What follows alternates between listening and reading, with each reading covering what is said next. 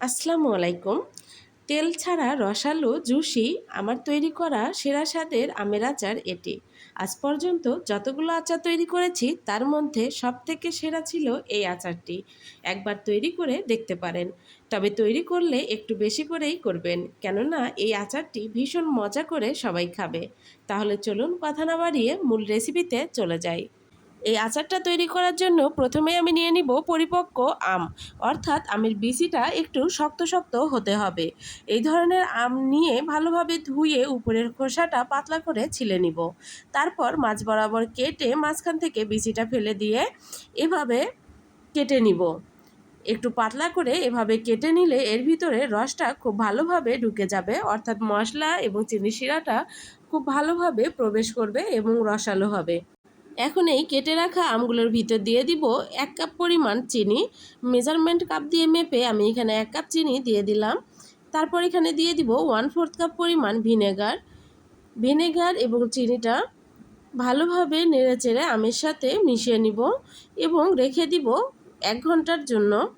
এখানে আমি কোনো রকম পানি ব্যবহার করব না। যদি আপনি আমের এই আচারটি সংরক্ষণ করতে চান তবে অবশ্যই এখানে পানি ব্যবহার করা যাবে না এবং কাটার পরে ধুয়ে নেওয়া যাবে না। ফিরে এলাম 1 ঘন্টা পর। 1 ঘন্টার মধ্যে দেখুন আমটা কিন্তু অনেকটাই নরম হয়ে আসছে এবং চিনিটাও অনেকটাই গলে গিয়েছে। তবে চিনিটা পুরোপুরি গলে যায়নি। এখন আমি প্যানে দিয়ে দিব এই চিনি, ভিনেগার এবং আমগুলোকে। এবার প্যানে দিয়ে জাল করে নিব কিছু সময়, অর্থাৎ চিনিটা গলে যাওয়া পর্যন্ত জাল করে নিতে হবে। চিনিটা ভিনেগারের সাথে মিশে যাওয়ার পর দেখবেন আমের কালারটাও অনেকটাই চেঞ্জ হয়ে আসবে। আমের কালারটা যখন একটু চেঞ্জ হয়ে আসবে ঠিক সে পর্যায়ে এসে দিয়ে দিব পরিমাণ মতো লবণ। 1/2 চামচ আমি লবণ দিয়ে নিলাম, অথবা স্বাদ মতো। তারপর দিয়ে দিব 1/2 চামচের কম হলুদের গুঁড়া এবং মরিচের গুঁড়াও দিয়ে দিব 1/2 চামচের কম। এখন সবগুলো উপকরণ দেওয়ার পর নেড়েচেড়ে আরও কিছু সময় জাল করে নিব।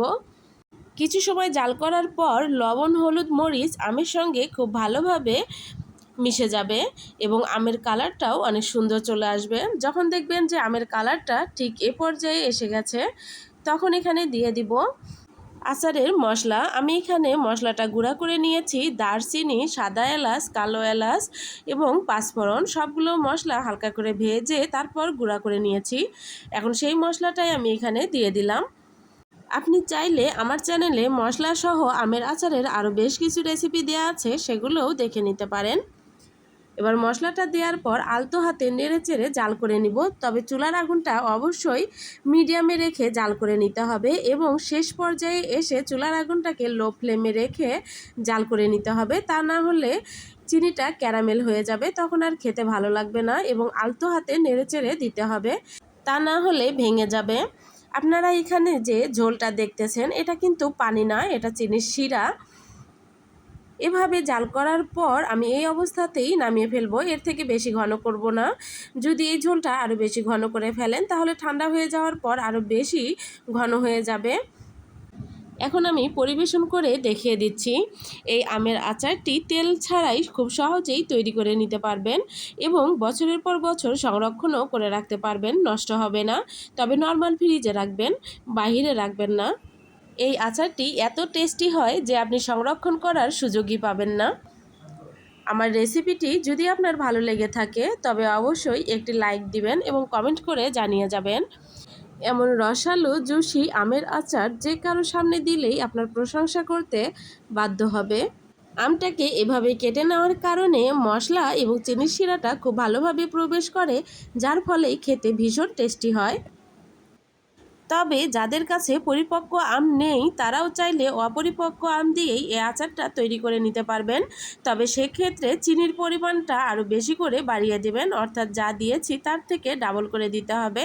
তাহলে চিনির শিরার ভিতর জাল দিয়ে নিলে আমটা ভেঙে যাওয়ার সম্ভাবনা থাকবে না এবং আলতো হাতে নেড়েচেড়ে নিতে হবে, তাহলেই আচারটা তৈরি করে নিতে পারবেন।